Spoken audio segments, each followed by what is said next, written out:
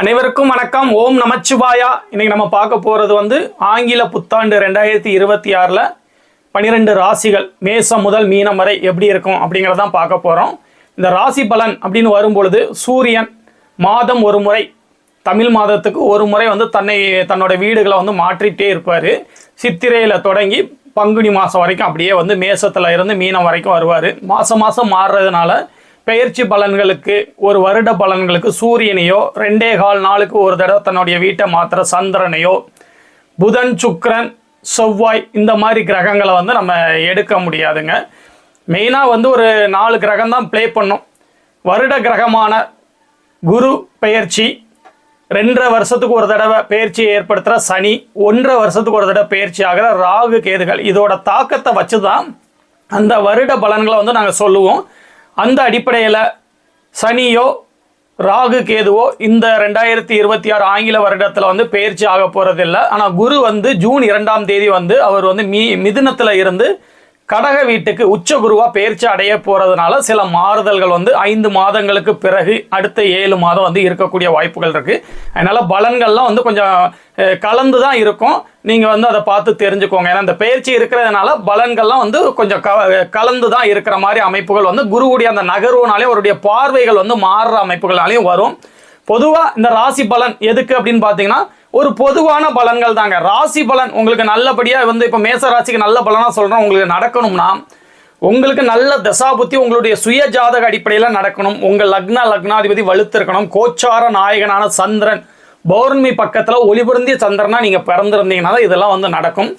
ஒளி குறைந்த அமாவாசை பக்கத்தில் பிறந்தவங்க, அமாவாசை பக்கத்தில் பிறந்திருந்தா கூட குரு சுக்கிர தொடர்பில் சந்திரன் இழந்த ஒளியை திரும்ப பெற்றிருந்தா பிரச்சனை இல்லை, இல்லை உச்சம் அடைஞ்சிருந்தா பிரச்சனை இல்லை. இந்த மாதிரி அமைப்புகளில் உள்ள நபர்கள் நல்ல தசாபுத்திகள் நடக்கணும் கண்டிப்பாக. அப்படி நல்ல தசாபுத்திகள் நடக்காதவங்க, கோச்சார நாயகன் சந்திரன் வலுவிழந்த நபர்கள், இயற்கையாகவே லக்னாதிபதி வலு குறைந்த ஜாதகத்தில் பிறந்த நபர்களுக்கு பெரிய நல்ல பலன்கள் நம்மளுக்கு நடக்காது அப்படிங்கிறது தாங்க உண்மை. இதில் இன்னும் ரொம்ப டீட்டெயிலாக நம்ம தெரிஞ்சுக்கிறது என்னன்னு பார்த்தீங்கன்னா, இந்த கோச்சார பலன்கள் பொது பலன்கள் தான். உங்களுடைய எந்த விதமான முக்கிய முடிவுகளுக்கும் இதை நீங்கள் பயன்படுத்தாமல் இருக்கிறது நல்லது. ஒரு வீடு, காரு, வேலை அமைப்புகள், இந்த மாதிரி எல்லா நல்ல காரியங்களுக்கும் உங்களுடைய சுய ஜாதகம் தாங்க ஒரு தீர்வு. நம்மளுடைய மனிதனுடைய கைரேகை மாதிரி அனைத்து நபர்களுக்கும் சுய ஜாதகம் தான் இன்றியமையாது. அந்த சுய ஜாதகப்படி தான் எல்லாமே நடக்கும். இப்போ பொதுவான பலன்கள் தான் ராசி பலன்கள். மேச ராசிக்கு ஃபர்ஸ்ட் பார்த்துடலாம். மேச ராசிக்கு 3ஆம் இடத்துல குரு உட்காந்துருப்பாரு, 5ஆம் இடத்துல கேது, 11ஆம் இடத்துல ராகு, 12ஆம் வீட்டில் சனி உட்காந்துருப்பாரு.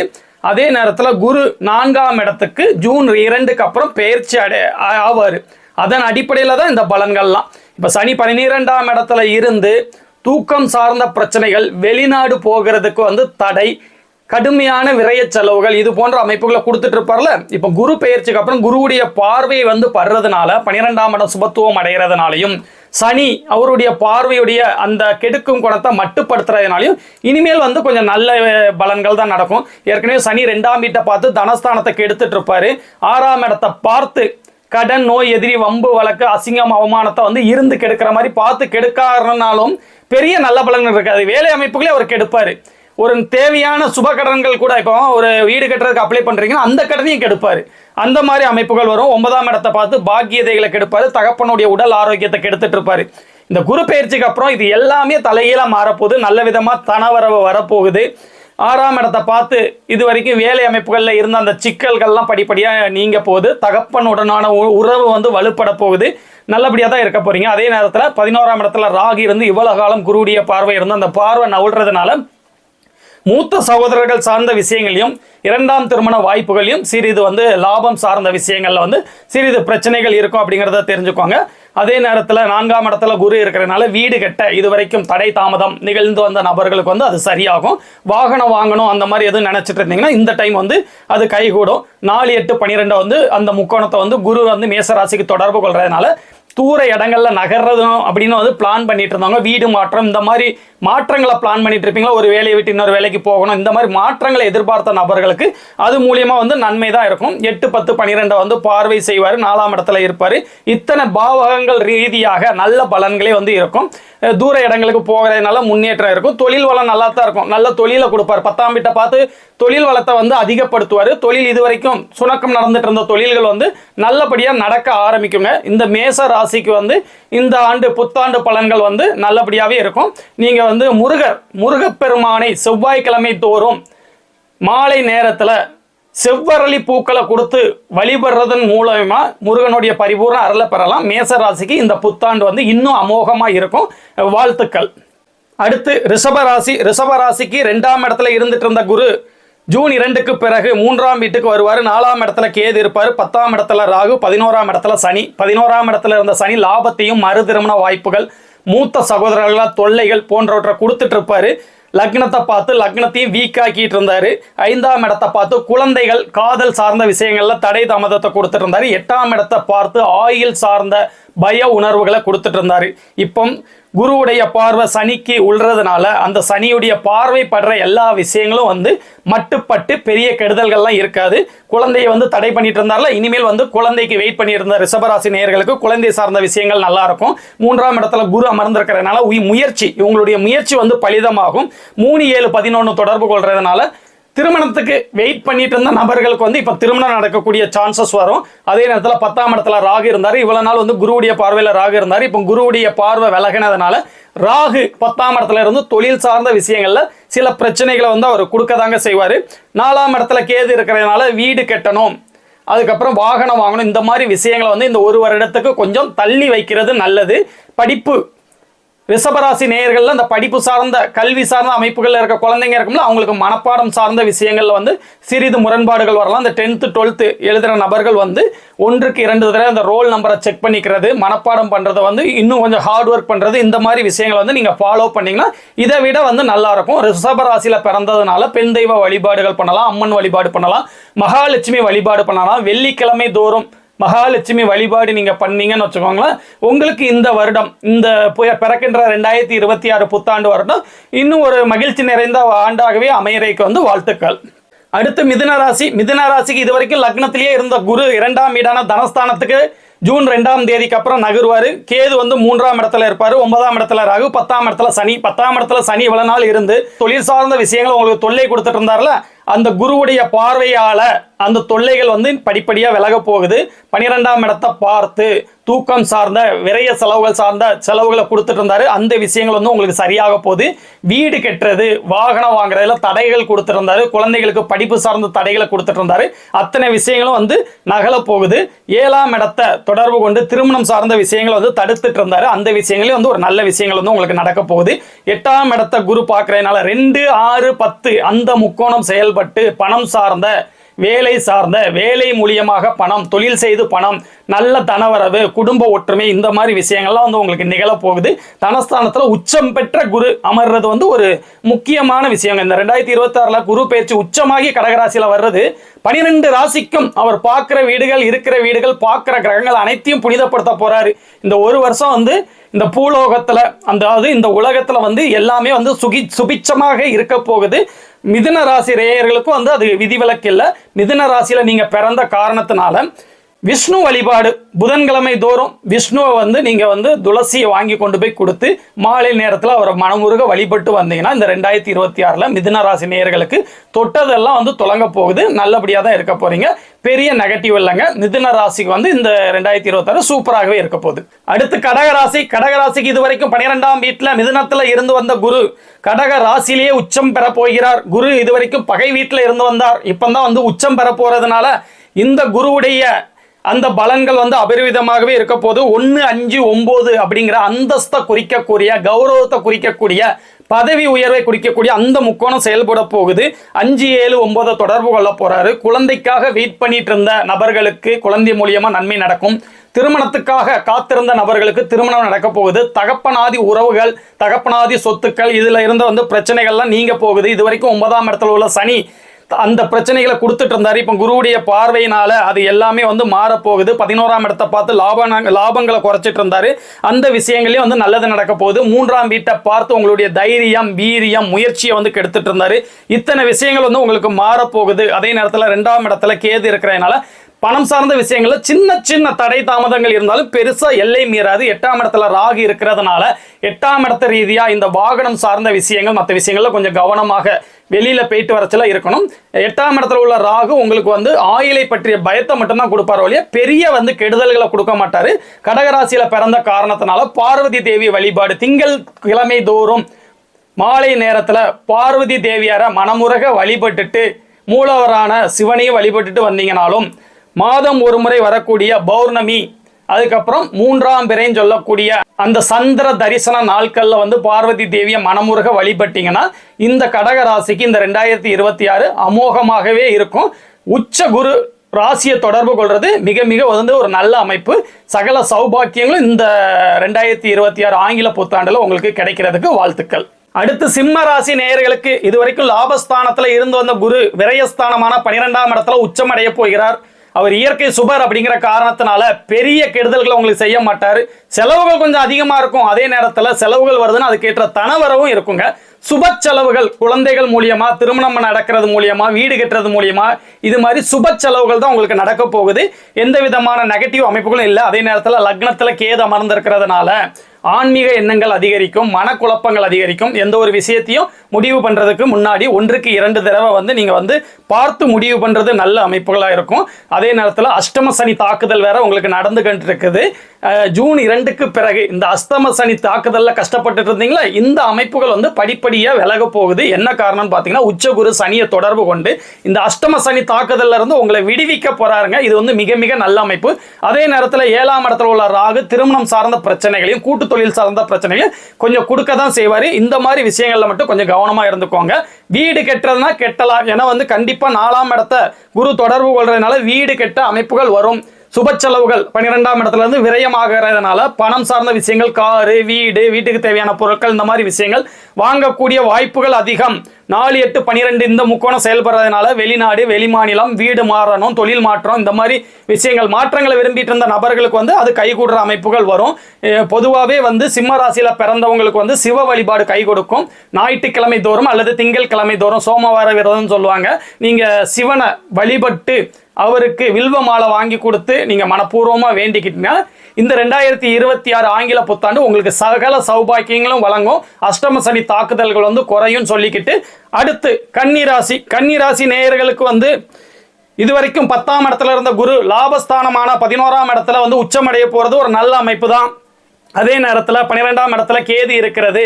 இந்த முக்தி அப்படிலாம் பெயர வேண்டாங்க. 12ஆம் இடத்துல கேது இருக்கிறதுனால என்ன நடக்கும்னு பார்த்தீங்கன்னா தூக்கம் சார்ந்த பிரச்சனைகள் அவர் ஒரு இயற்கை பாவி அப்படிங்கிற அடிப்படையில் கொடுக்க தான் செய்வார். செலவுகள் கொஞ்சம் விரைய செலவுகள் ஏற்பட வாய்ப்பு இருக்குது. 6ஆம் இடத்துல உள்ள ராகு கடனை கெடுப்பாரு, நோயை கெடுப்பாரு, எதிரியை கெடுப்பாரு. அதே நேரத்தில் நல்ல வேலைகள் சார்ந்த பிரச்சனைகளையும் வந்து கொடுக்க தாங்க செய்வாரு.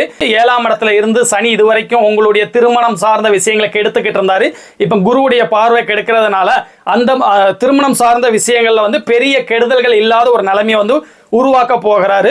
குரு 3, 7, 11 தொடர்பு கொள்றதுனால கண்டிப்பா திருமணம் சார்ந்த விஷயங்கள் இந்த காலகட்டம் வந்து கன்னிராசி நேயர்களுக்கு கட்டாயம் உண்டு. மறுதிருமண வாய்ப்புகள், டைவர்ஸ் ஆனவங்க இந்த மாதிரி நபர்களுக்கு கூட இந்த டைம் திருமணம், குழந்தைகள் இது போன்ற சந்தோஷமான நிகழ்ச்சிகள் வந்து நடக்கிறதுக்கான வாய்ப்புகள் உண்டு.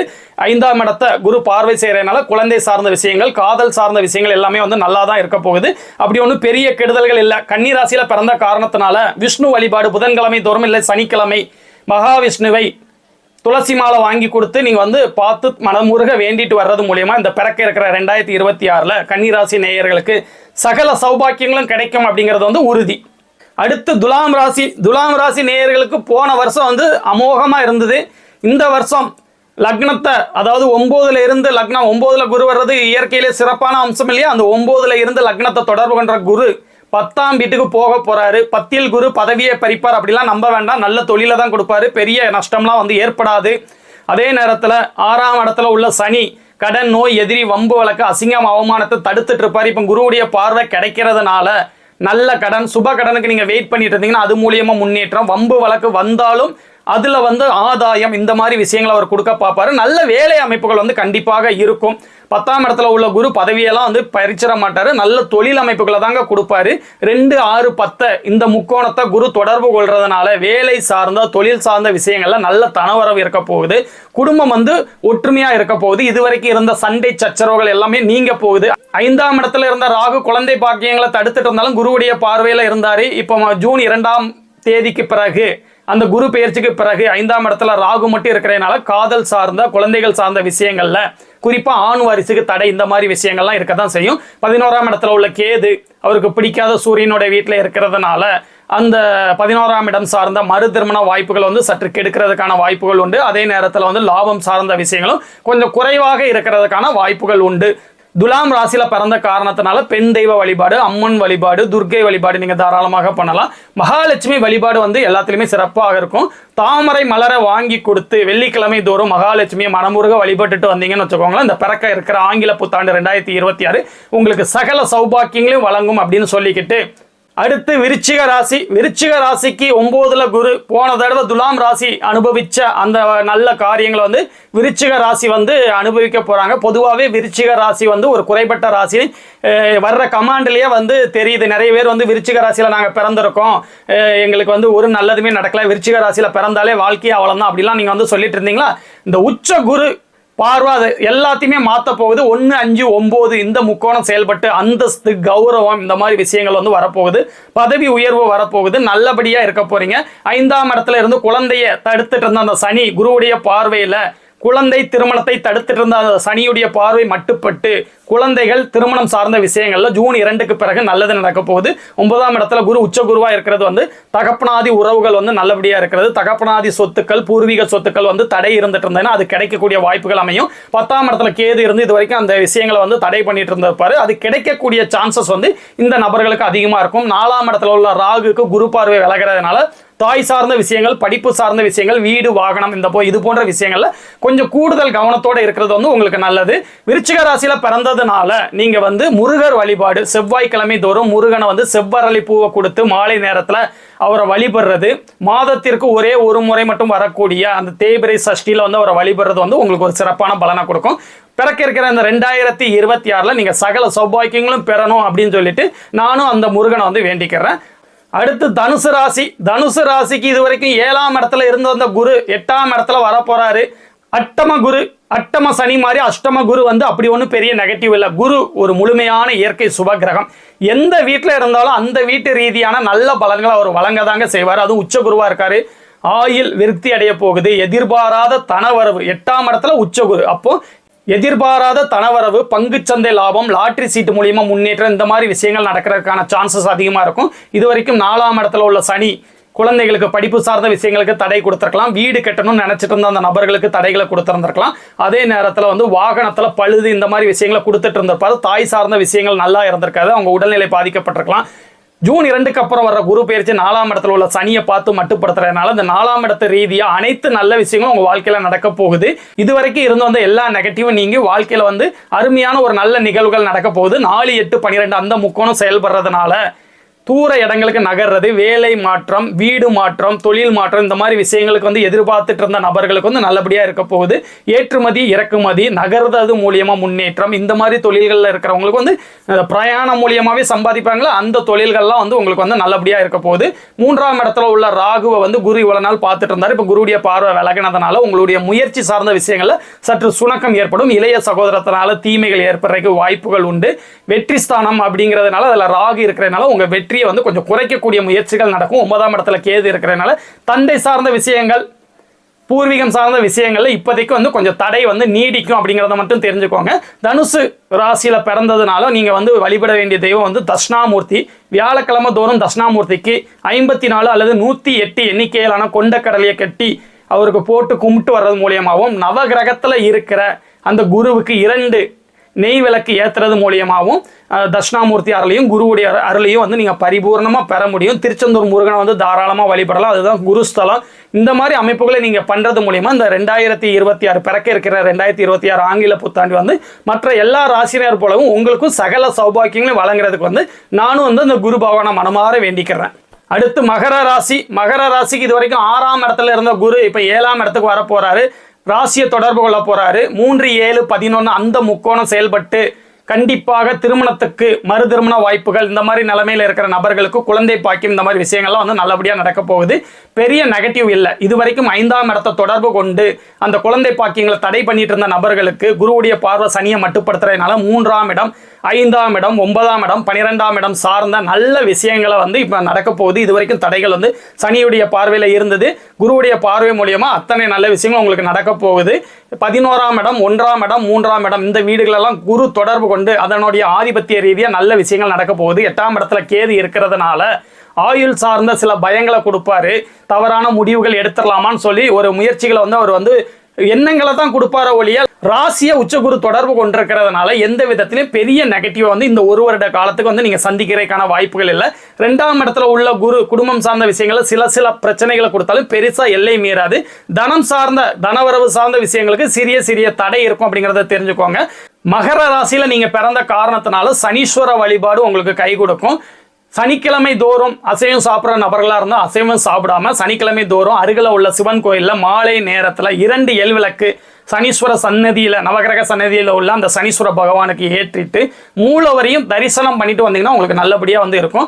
அதே நேரத்தில் நீங்கள் வந்து ஆஞ்சநேயர் வழிபாடு கூட தாராளமாக செய்யலாம். ஆஞ்சநேயரை வழிபடுறது மூலியமாகவும் சனியுடைய அந்த தோசை வந்து கட்டுக்குள்ள வரும். சனியுடைய ராசியை பெற்ற நபர்கள், சனியை ராசி அதிபதியாக பெற்ற நபர்களால இந்த வழிபாடுலாம் உங்களுக்கு வந்து இந்த 2026 ஆங்கில புத்தாண்டு வந்து சிறப்பாக அமையறதுக்கு வந்து மிகுந்த கை கொடுக்கும் அப்படின்னு கேட்டுக்கிட்டு, அடுத்து கும்பராசி. இதுவும் வந்து சனியை தான் ராசி அதிபதியாக கொண்ட நபர்கள். கும்பராசிக்கு இதுவரைக்கும் 5ஆம் இடத்துல உள்ள குரு ராசியை தொடர்பு கொண்டு நல்லபடியா இருந்திருக்கும். இப்போ 6ஆம் இடத்துக்கு வரப்போகிறாரு.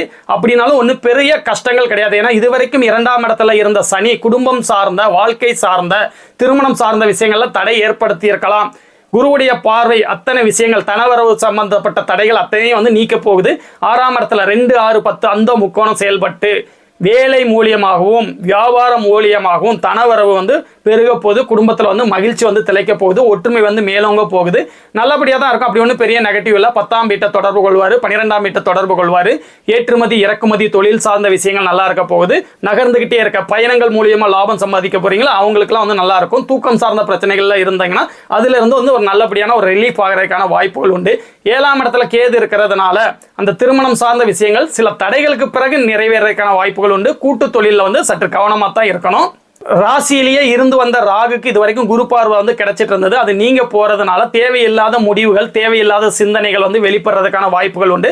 அந்த ஒரு சில விஷயங்கள்ல மட்டும் நீங்க கொஞ்சம் கவனமாக முடிவெடுக்கிறதுல இருந்துட்டீங்கன்னா அப்படி ஒன்றும் பெரிய நெகட்டிவ் இல்லை. நான் மகர ராசிக்கு சொன்ன அதே மாதிரி தான் சனி வழிபாடு தான். நீங்க ஆஞ்சநேயரை நேரடியாக வழிபடலாம் சனிக்கிழமை. அப்படி இல்லைன்னா சனிக்கிழமை வந்து நவகிரக சனிக்கு 2 எல்விளக்கு வாங்கி நீங்க வந்து மாலை நேரத்தில் வந்து மனமுருக வழிபட்டீங்கன்னா இந்த 2026 மற்ற அனைத்து ராசி மாதிரி உங்களுக்கும் சிறப்பான ஒரு நல்ல பலன்களை வந்து வழங்குவாரு அப்படின்னு சொல்லிட்டு இறுதியா கடைசியா வந்து மீன ராசி. மீன ராசிக்கு இது வரைக்கும் 4ஆம் இடத்துல உள்ள குரு 5ஆம் இடத்துக்கு வரப்போறாரு. 1, 5, 9 அந்தஸ்து, கௌரவம், பதவிகளை கொடுக்கக்கூடிய அந்த முக்கோணம் செயல்பட்டு இந்த குரு பயிற்சி நன்றாக இருக்க போகுது. ஜென்ம சனியில கஷ்டப்பட்டுட்டு இருந்த அந்த மீனராசி நேயர்களுக்கு அந்த ஜென்ம சனியுடைய தாக்கத்தை தீக்கிறதுக்குனே ஜூன் 2ஆம் தேதி வந்து குரு பயிற்சி வந்து ஆக போகுது. அந்த ஜென்ம சனியில இவ்வளவு நாள் வந்து பட்ட கஷ்டங்கள்லாம் படிப்படியா வந்து ரிலீஃப் ஆக போகுது. ராசியிலேயே இருந்த சனி 3ஆம் இடத்தை பார்த்து உங்களுடைய முயற்சிகளை தடை பண்ணிட்டு இருந்தாரு, அந்த விஷயங்கள் மாறப்போகுது. 7ஆம் இடத்தை பார்த்து திருமணம் சார்ந்த விஷயங்களுக்கு தடை கொடுத்துட்டு இருந்தாரு, அந்த விஷயங்கள் மாறப்போகுது. 10ஆம் இடத்தை பார்த்து தொழிலை கெடுத்துட்டு இருந்தாருல, இந்த விஷயங்கள் வந்து மாறப்போகிறது. 11ஆம் இடத்தை குரு பார்வை மூலியமா தொடர்பு கொள்றதுனால மூத்த சகோதரர்களால நன்மை, லாபங்கள் கிடைக்கிறது. அதுக்கப்புறம் 11ஆம் இடத்து பலனான அந்த மறு திருமண வாய்ப்புகள், அதுக்கு வெயிட் பண்ணிட்டு இருப்பீங்களா அந்த மீன ராசிகளுக்கு வந்து அதெல்லாம் நிறைவேறதுக்கான ஒரு நல்ல அமைப்பு தாங்க. 6ஆம் இடத்துல கேது இருக்கிறது நல்லதுதான். கடன் சார்ந்த விஷயங்கள், நோய் சார்ந்த விஷயங்கள், எதிரி சார்ந்த விஷயங்களுக்கு வந்து இந்த காலகட்டம் வந்து உங்களுக்கு வந்து ஒரு வெற்றிகரமாகவே இருக்கும். அப்படி ஒன்றும் பெரிய நெகட்டிவ் சந்திக்க மாட்டீங்க. 12ஆம் இடத்துல உள்ள ராகு தூக்கம் சார்ந்த சில விஷயங்கள் உங்களுக்கு கொடுக்க தான் செய்வார். வெளிநாட்டுக்கு போகணும்னு நினைச்சிட்டு இருந்தீங்கன்னா அதுல சில தடை தாமதங்களை 12ஆம் இடத்து அந்த பாசிட்டிவ் நெகட்டிவ் அமைப்புகள்ல வந்து தடை பண்ண பார்ப்பாரு. இதே நேரத்துல வந்து உங்களுக்கு 12 ராசி மாறி இந்த மீன ராசிக்கு இது வந்து அருமையான ஒரு இது. ராசிய உச்ச குரு தொடர்பு கொள்றதுனால 12 ராசிகள்ல மீன ராசிக்கும் இந்த வருடம் வந்து அருமையாகத்தான் இருக்க போகுது. மீன ராசிக்கு பொதுவாக குரு தனது 9ஆம் பார்வையா நட்பு வீட்டில் உச்சம் பெற்ற வீட்டில் அமர்ந்து ராசியை தொடர்பு கொள்றது நல்ல அமைப்பு தான். ஜென்ம சனியில் கஷ்டப்பட்டுட்டு இருந்த அனைத்து கெட்ட விஷயங்களும் நீங்க நல்லது நடக்க போகுது. உங்களுக்கு வழிபாடுன்னு பார்த்தீங்கன்னா நான் தனுசு ராசிக்கு சொன்னாலும் அதே மாதிரி தான். 54 அல்லது 108 எண்ணிக்கையிலான கொண்டக்கடலை மாலையை வந்து தட்சிணாமூர்த்திக்கு ஏற்றி வழிபடலாம். அதே நேரத்தில் 2 நெய் விளக்க நவகிரக குருவுக்கு வந்து ஏற்றி வழிபட்டுட்டு வந்தீங்கன்னா உங்களுக்கு சகல சௌபாக்கியங்களும் கிடைக்கிறதுக்கு வந்து அது ஒரு வந்து எக்ஸ்ட்ரா பூஸ்டப்பாக இருக்கும். 12 ராசிகளை போன்று இந்த மீன ராசிக்கும் சகல சௌபாக்கியங்களும் திருச்செந்தூர் முருகன் வழங்கட்டும் அப்படின்னு சொல்லிக்கிட்டு, இந்த ராசி பலன் அனைத்தும் வந்து ஒரு பொதுவான பலன்கள் தான் இருந்தாலும் அனைத்து மக்களுக்கும் அனைத்து ராசியினருக்கும் இந்த புத்தாண்டு வந்து சிறப்பான ஒரு பலனை வந்து வழங்கட்டும் அப்படின்னு சொல்லி நான் வணங்குற ஈசனை வேண்டிக்கிட்டு, பொதுவாக 12 வருடங்களுக்கு ஒரு முறை குரு உச்சமாக பெயர்ச்சியடையும் போது அவர் பார்வை செய்கிற இடங்கள், வீடுகள், ஆதிபத்திய வீடுகள், கிரகங்கள் இருக்கிற வீடுகள் அனைத்தையும் வலுப்படுத்துவார். அப்படிங்கிற அடிப்படையில் இந்த 12 வருஷத்துக்கு ஒரு முறை மட்டும் சிறப்பான நடக்கும் இந்த நிகழ்வு மூலியமா உலக மக்கள் அனைவரும் அந்தந்த ஆதிபத்தியங்கள் சார்ந்த நன்மைகளை பெறப்போகிறோம் சொல்லிக்கிட்டு, இதே மாதிரி இன்னொரு நாள் முக்கியமான ஜோதிட தகவல்களோடு உங்களை வந்து நான் சந்திக்கிறேன். ஓம் நமச்சிவாயா.